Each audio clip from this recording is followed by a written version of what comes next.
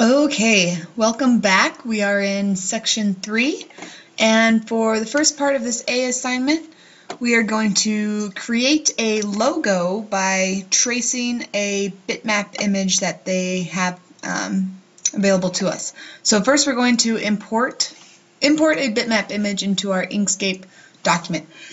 Excuse me. So go ahead and open Inkscape and maximize your window.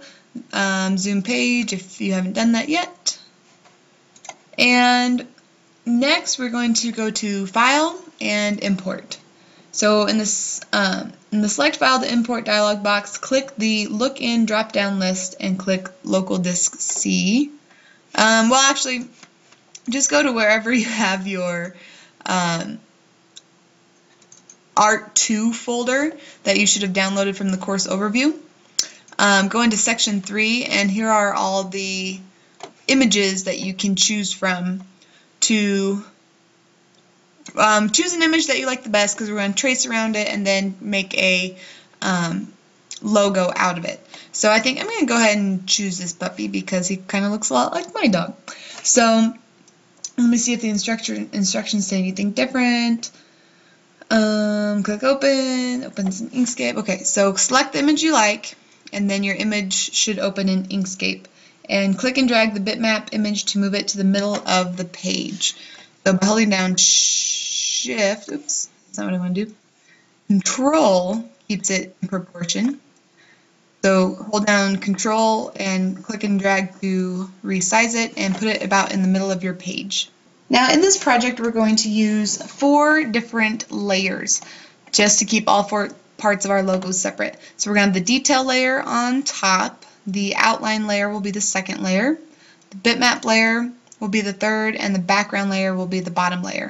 So we're going to have to add some layers to our project, and to do that we need to go to the layer menu and click layers to open up our panel to the side. And you can resize that however you'd like to see it better. Okay, create new layer, and we're going to name this outline and say add, and then create a new layer called detail, add, and a new layer called background, and okay, and select low. Okay, so let's see, we want to have this set up like theirs. We want detail on top, so we can rearrange these, and then we want outline next to that, and then layer 1 should be renamed to bitmap, and we want that under outline in between background and outline. Okay, so your layers should look organized like this. So first thing we got to do is trace the outline of our bitmap image. So we want our outline layer selected, and then go ahead and zoom in on your image. And I am going to use the Bezier tool. This is probably the easiest tool to trace with. And you're going to go around and just trace the outline of your bitmap image to create an outline on our outline layer. So once you've traced your image, you can hide the bitmap background to see what your outline looks like. Again, I use the Bezier tool to outline around mine. And if you're satisfied, go ahead and save as. Let's see what it tells us to save as. Save the project to our section 3 folder. I have mine out. Oops. Out here, section 3. And we're going to call this logo. Save. So now we're going to trace more of the details in our image. So like your text says, you're going to look for details, different highlights, shadows, and you're going to trace around those. So for instance, if you're doing this lion image, you might focus on the ears, the eyes, the face, and then when you're done, if you're doing the lion, it would look something like that. So Since I'm doing the dog, I'll probably focus on my ears, probably this dark patch around the eye, the eyes, the nose, the collar, and some of those finer details in my dog. So I'm going to go to my detail layer and get to work. Again, I'll probably be using my Bezier tool to do my tracing.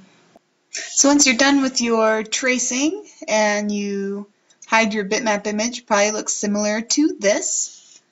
So you can go ahead and keep your bitmap image visible, and we're going to select our detail layer, make sure that layer is selected, and then hit Control A to select all of the objects on that layer. And then using the fill and stroke panel, set the fill color to white. So we want our fill color to be all white. So it might look something like this. I might have to do some adjustments in there to get all of my nose and eye patch colored. But okay, so let's see. Our instructions say your trace details might look similar to what they show for the lion. If there are details hiding other details, click the canvas to deselect everything, and then select the detail hiding other details, then click the object menu and click the lower to bottom. If not, then skip this step. Okay, so what they're saying right now is, for instance, if my eye patch is over the top of a different layer, you use these buttons up here to adjust the layers of your objects. So if you have any weird gaps in your fill like this here, that's just because these two line segments might not be connected fully.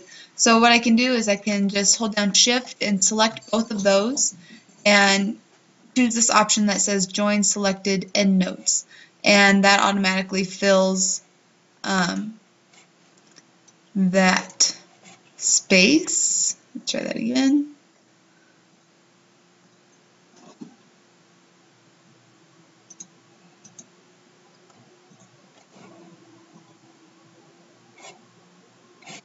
And now we have that selected. So I'm going to do that same thing with my eye patch here. Just make sure all my line segments are connected and to get that to fill in properly. Okay, so once you have all your nodes adjusted so that your highlights, your details are properly filled with white, the next step is to use our selection tool to select the line we drew in our outline layer. So select your outline layer and the line you drew, and we're going to fill that color with black. So we can move all of our, well, except this one, our sliders, RGB, all the way over to black, and you might have to do some adjusting there as well to properly fill that space. Okay, so I have my outline changed to fill color of black, and next it says if you have traced areas inside of white fill areas, press and hold the Shift key while you select each one and change their fill color to black. So I only have one traced area inside my white filled area, so I'm just going to change that one fill color to black. But if you chose something else, this is what they're referring to. So any space like traced areas inside of a white traced area, you're supposed to change that fill color to black. So now out of our white areas, we're going to make cutouts. So with our details layer selected, press and hold the Shift key while you select a white area and the black area surrounding it. So we're going to hold down Shift to select our black area and keep holding Shift while we select a white area. And under Path, we're going to go to Difference, and you'll see that the bitmap image is visible through the cutout space and the black area is still selected. So with the black area selected, press and hold the Shift key while we select another white area. So basically, we are just making cutouts through all the areas that we've done black. So make sure you're holding down the Shift key while you go up to Path and Difference to cut out all the white areas. And it says to use the difference to just continue. Oops, and there I wasn't holding down the Shift key.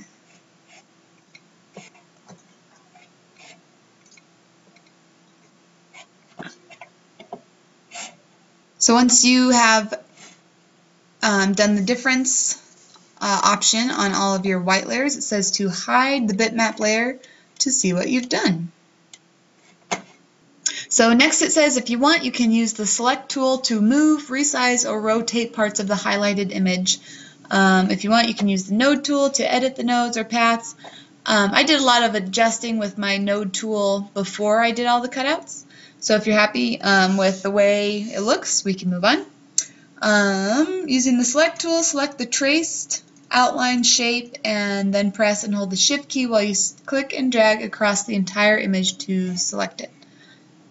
So select the traced outline shape and all the other shapes. So holding down shift, I'm going to click and drag over everything to select. And under the object menu, we're going to group everything. Next, we are going to add some text to our logo that we are creating. So grab your text tool and go ahead and click on the canvas. It says type a word or two related to the object that you traced.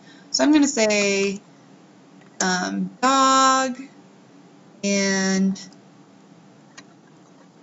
man's best friend.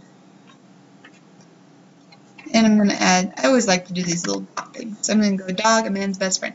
And then it says, with the word selected, click the text menu. And then click text and font. So I think now we get a mess with the font styles and sizes. In the text and font dialog box, click and drag the bottom right corner to resize the dialog box to make it easier to see. So however you want to resize that. In the font family list, click through the fonts listed until you find the font that you like. And so choose a font that you like and choose a size. And when you're done choosing fonts, click close. So go ahead and thumb through here and pick a font and style that you like. So once you've got the text that you want and size just how you want it, go ahead and select all of that and group your text and your logo all together. Next, you're going to select your background layer and choose either the rectangle, ellipse tool, or star tool to draw a shape behind the logo. So I'm going to try a good old star. And choose a color for the background shape. Move and resize the shape you drew so that all of the logo fits inside the shape. So I'm going to adjust my shape here just how I want it. So once you have your background just the way you like it, and you have your logo and text the way you want it, go ahead and save that file. And should be good to go. If you want to make any changes, go ahead. You can go back into, you can ungroup the items and go into your nodes tool and make any adjustments that you would like, or you can change the text or change your background shape, whatever you want to do. And then the last thing we're going to do is to export this as a bitmap. So we should have everything grouped. If not, go ahead and select everything, go to Object, Group, and then go up to File, Export Bitmap, and export the logo as a bitmap image to your Section 3 folder. And we're going to name this logo, save, and export. Good, and when you're done with that, go to File and save one more time just to be sure, and then make sure your logo, your Inkscape file, and your bitmap file are both zipped together and submitted for assignment. This is assignment 3A.